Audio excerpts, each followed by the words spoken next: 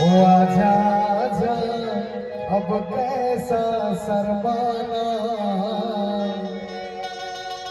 धीरे धीरे से दिल को चुराना। तुमसे प्यार हमें है कितना जाने जाना, तुमसे मिलकर तुमको है बताना।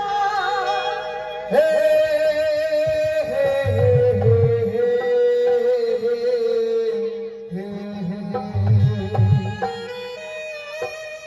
ला ला ला ला ला, एक झलक मामला दीवाना बना।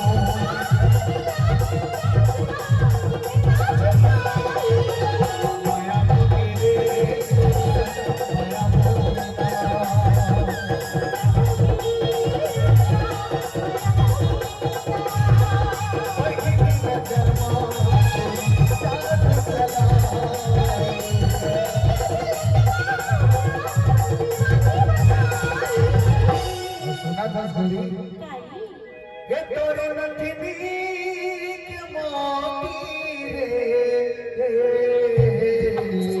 एकी बढ़ावा मारी तुरा बंधा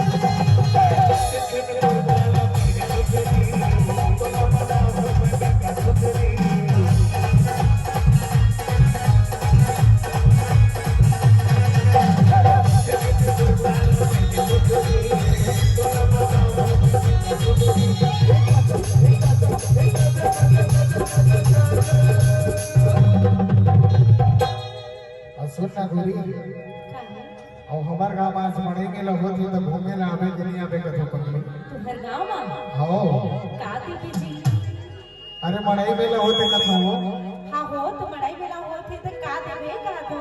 अच्छा मड़ई में लोग किस्म किस्म के दुकान लगे रहते। अच्छा वो का कहते हो अंडा के दुकान लगे रहते देखे। जानतास तो ना मैं अंडा मांस मछली नहीं खावा जी। आहो अभी सुधरे है। आपका दिल तो पूरा अंडा चला किसी। अपन मस्त चिकन बिरयानी लेके आ रहे थे घर से दिखा दस। तो एक बार आप सबसे निवेदन है ये गांव वासी में मड़ई मेला हमेशा होते रहे। एक बार जोरदार ताली हमारे आयोजक समिति के लिए, जोरदार ताली हमारे आज के कार्यक्रम रखे हैं। आज के आयोजक समिति ने हम हमारे मृगनयनी म्यूजिकल ऑर्केस्ट्रा ग्रुप की तरफ से सादर धन्यवाद देते हैं कि ऐसे कार्यक्रम आप सबके बीच में करेंगे। अवसर मिले इसके लिए बहुत बहुत धन्यवाद धन्यवाद धन्यवाद धन्यवाद। अब कहीं हमारे जिंदगी के आधार होगे वो मेरा प्यार तोरे प्यार हो के वो सामने जोगी पतिरे की जोगी।